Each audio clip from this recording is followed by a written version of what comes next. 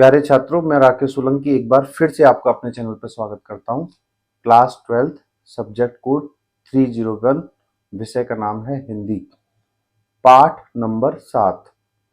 I repeat, पाठ number 7 new syllabus के हिसाब से एमसीक्यू और मोस्ट इंपोर्टेंट क्वेश्चन आंसर मैं आपको इस वीडियो में करा रहा हूं। पाठ नंबर 7 में आपकी दो कविता हैं। एक है भेड़िया जो लिखी है सर्वेश्वर दयाल सक्सेना जी ने, और एक है गजल जो लिखी है दुष्यंत कुमार जी ने। तो यहाँ पर इन कविताओं के एमसीक्यू और पाठ के अंत में दिए गए महत्वपूर्ण प्रश्न हम इस वीडियो में करेंगे। वीडियो को प्रारंभ करने से पहले मैं आपको एक रफ आइडिया देता हूं। भेड़िया समाज में उन लोगों को कहा गया है जो दूसरे लोगों का शोषण करते हैं। समाज में से अगर भेड़ियाओं को भगाना है तो हमें मसाल को जलाना पड़ेगा। मसाल यानी कि एकत्रित होना पड़ेगा और इन भेड़ियाओं को समाज से बाहर भगाना पड़ेगा। भेड़िया और मनुष्य में क्या अंतर है? मनुष्य संगठित हो सकता है लेकिन भेड़िया संगठित नहीं हो सकता। हम इन भेड़ियाओं को शहर के बाहर भगा देंगे।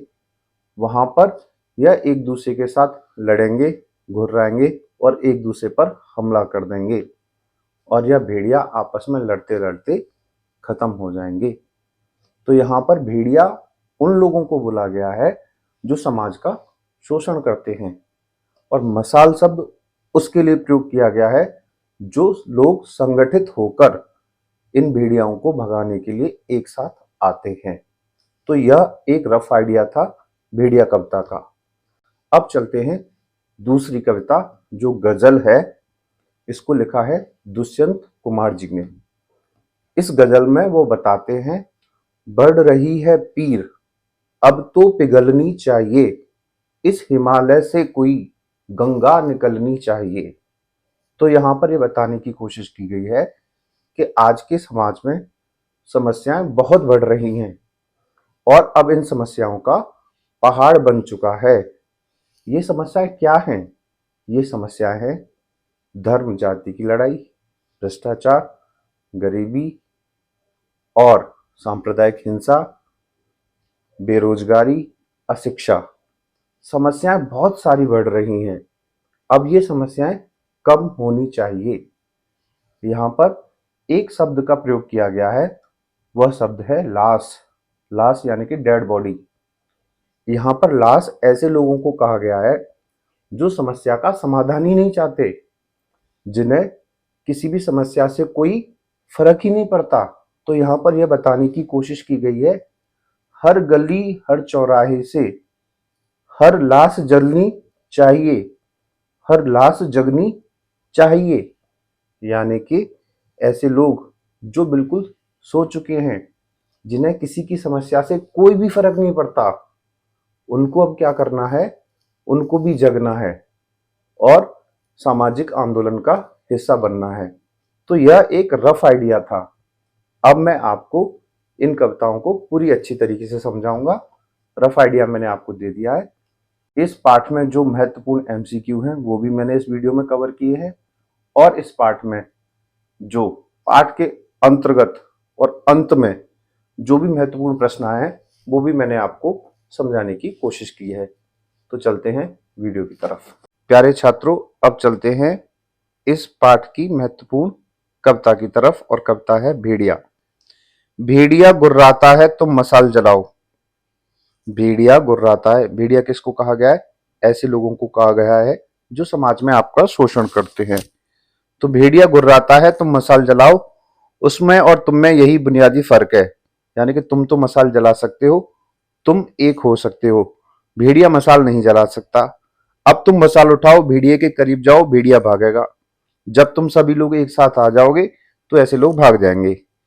करो हाथों में मसाल लेकर एक साथ झाड़ी की ओर बढ़ो, सब भेड़िया भागेंगे। फिर उन्हें जंगल के बाहर निकालकर बर्फ में छोड़ दो, भूखे भेड़िए आपस में गुर्राएंगे।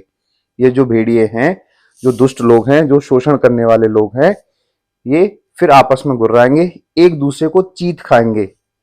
भेड़िए मर चुकी होगे और तुम तुम आजाद होगे, तुम स्वतंत्र होगे, तुम जीवित रहोगे। ऐसा कहा है इस कविता में। अब देखिए यहां पर कुछ एमसीक्यू आ गए हैं।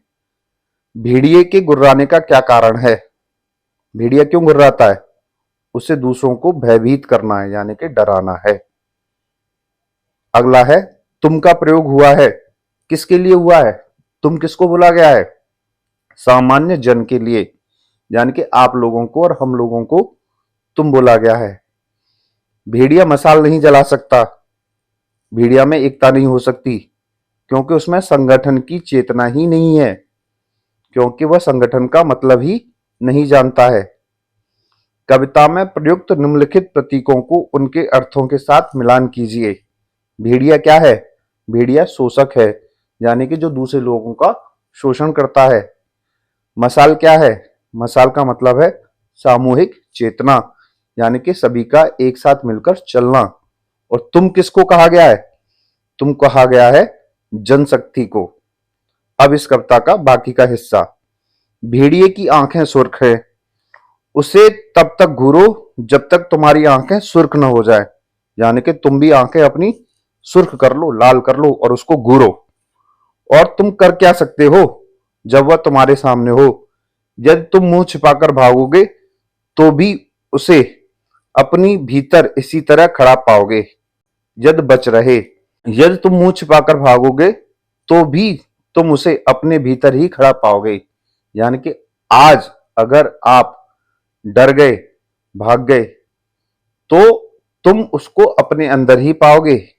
भेड़िया फिर आएंगे, अचानक तुम में से ही कोई एक दिन भेड़िया बन जाएगा, यानी भेड़िया फिर आएगा और तुम्हारे अंदर से ही, यानी कि तुम लोगों के अंदर से ही, यानी कि इस भीड़ के अंदर से ही फिर कोई क्या बन जाएगा? भेड़िया बन जाएगा। भेड़िए का आना जरूरी है तुम्हें खुद को पहचानने के लिए। इतिहास के जंगल में हर भेड़िया मांद से निकाला जाएगा। आदमी साहस से एक होकर मशाल लिए खड़ा होगा। इतिहास जिंदा रहेगा और तुम भी जिंदे रहोगे, लेकिन भेड़िया समाप्त हो जाएगा। अब यहां पर कुछ एमसीक्यू है, एक बार फिर देख लीजिए। करोड़ों हाथों का संबंध किनसे है? करोड़ों हाथों का संबंध है आम आदमी से। हाथों में मशाल लेकर भरने से कौन सा भाव है? यानी कि संघर्षशीलता। अब हम संघर्ष करना चाहते हैं। ये थे एमसीक्यू। प्यारे छात्रों, अब चलते हैं गजल की तरफ। जो गजल है वो लिखी है दुष्यंत कुमार जी ने। क्या कह रहे हैं दुष्यंत कुमार जी, जरा सुनिए। हो गई है पीर पर्वत सी पिघलनी चाहिए, यानी कि अब जो समस्याएं हैं वो बहुत ज्यादा बढ़ गई हैं, वो कम होनी चाहिए। इस हिमालय से कोई गंगा निकलनी चाहिए, यानी कि इस समस्या का, जो समस्याएं हैं उनका समाधान निकलना चाहिए। आज यह दीवार पर्दों की तरह हिलने लगी। आज ये तो है कि यह समस्याएं थोड़ी कम होने लगी हैं, लेकिन शर्त ये थी कि बुनियाद हिलनी चाहिए। लेकिन हमने ये सोचा था ये समस्याएं, गरीबी, भ्रष्टाचार, आतंकवाद, अशिक्षा, बेरोजगारी, जाति की लड़ाई, धर्म की लड़ाई, ये सब पूरी तरह से खत्म होनी चाहिए। हर सड़क पर, हर गली में, हर नगर में, हर गांव में हाथ लहराते हुए लाश चलनी चाहिए। अब आप कहेंगे कि लाश कैसे चलेगी भाई? लाश तो यानी कि मरा हुआ व्यक्ति है। तो यहां पर यह बात कही गई है, लाश का अर्थ ऐसे लोगों से है जिन लोगों पर समाज में हो रही किसी भी घटना का कोई भी फर्क नहीं पड़ता। सिर्फ हंगामा खड़ा करना मेरा मकसद नहीं। इस कविता के माध्यम से मैं कोई हंगामा खड़ा नहीं कर रहा हूं। मेरी कोशिश यही है कि यह सूरत बदलनी चाहिए, यानी कि मैं यह कोशिश कर रहा हूं कि आप लोगों के अंदर कुछ बदलाव होना चाहिए। मेरे सीने में नहीं, अगर मेरे सीने में नहीं तो तेरे सीने में ही सही, तो तेरे सीने में ही सही। कहीं भी आग, लेकिन आग जलनी चाहिए, यानी कि जो बदलाव की चिंगारी है वो जलनी चाहिए। अब चलते हैं एमसीक्यू की तरफ। कवि ने पीड़ा को किसके समान बताया है? यानी गजल के अंदर जो हमारे कवि हैं, कौन है कवि? दुष्यंत कुमार जी। उन्होंने पीड़ा को किसके समान बताया है? उन्होंने पीड़ा को पर्वत के समान बताया है, पर्वत के समान। जीवन जिनमें है पर जीवंतता नहीं, कवि ने किसके समान माना है? यानी कि जो जिंदा तो हैं लेकिन जीने वाली कोई बात नहीं है, तो उन्हें क्या माना गया है? उन्हें लाश माना गया है। अब चलते हैं इस पाठ के कुछ महत्वपूर्ण प्रश्नों की तरफ। भेड़िया क्यों गुर्राता है? कविता के संदर्भ में स्पष्ट कीजिए। भेड़िया शोषक वर्ग है। ऐसे लोग हैं समाज में जो दूसरों का शोषण करते हैं। वो दूसरों के लिए गुर्राते हैं, डराते हैं और उन्हें भयभीत करना चाहते हैं। कविता में भेड़िया किसका प्रतीक है? कविता में भेड़िया शोषक यानी कि सताने वाले, अत्याचारी और डराने वाले लोगों का प्रतीक है। आपकी दृष्टि में भेड़ियों को भागना क्यों जरूरी है? समाज में शांतिपूर्ण माहौल के लिए, समाज में एकता के लिए, समाज में तरक्की के लिए, भाईचारे के लिए और अधिकारों के लिए भेड़िए का भागना जरूरी है, इसलिए उसे भगाना भी जरूरी है। भेड़िया कविता की अंतिम पंक्ति में और तुम किसको कहा जा रहा है? तुम हम सभी लोगों को कहा जा रहा है। यानी कि भेड़िया तो मारे जाएंगे और तुम सुरक्षित रहोगे। कब रहोगे? जब एक साथ रहोगे। तो और तुम किसके लिए प्रयोग किया गया है? आम लोगों के लिए। अगला प्रश्न है, भेड़िया कविता की भाषिक विशेषताओं का उल्लेख कीजिए। तो भेड़िया कविता की जो भाषा है उसमें यह बात कही गई है, जोश जगाने वाली है, अत्याचार के खिलाफ है और लोगों में चेतना जगाने वाली भाषा है। बहुत ही सरल भाषा है, आसानी से समझ में आ रही है। दुष्यंत कुमार ने पीर को पर्वतों के समान क्यों कहा है? पीर यानी कि समस्याओं को पर्वत के समान कहा है। समस्याओं का पहाड़ खड़ा हो गया है। समस्याएं दिन पर दिन बढ़ती जा रही हैं। गजल के माध्यम से कवि किस प्रकार का परिवर्तन चाहता है? गजल के माध्यम से कवि समाज में ऐसे लोगों को बदलना चाहता है जो जिंदा होकर भी एक लाश की तरह व्यवहार करते हैं, जिन्हें किसी भी घटना से कोई भी फर्क नहीं पड़ता। तो ऐसे लोगों को बदलना चाहता है। गजल के संदर्भ में लाश का आशय स्पष्ट कीजिए। जो गजल है उसमें लाश कैसे बोला गया है? लाश ऐसे निकम्मे लोगों को बोला गया है जो अपना वजूद खो चुके हैं, जो मरे हुए व्यक्ति के समान हैं, जिन पर किसी भी सामाजिक घटना का, सामाजिक समस्या का, निजी समस्या का भी कोई फर्क ही नहीं पड़ता। तो उन्हें कहा गया है ये चलती फिरती लाश हैं। प्यारे छात्रों, यह थे इस पाठ के महत्वपूर्ण एमसीक्यू और पाठ के अंत में दिए जाने वाले प्रश्न और उनके उत्तर। बहुत जल्दी आपसे अगली वीडियो में मुलाकात होगी। आपके पेपर आने वाले हैं। न्यू सिलेबस के हिसाब से वीडियो आपको मिलती रहेंगी। मैं आपको एक बार फिर से बता दूं, आपके जो प्रीवियस ईयर के क्वेश्चन पेपर हैं सॉल्व करके भी मैं आपको वीडियो के द्वारा समझाऊंगा। वीडियो को देखने के लिए धन्यवाद, शुक्रिया।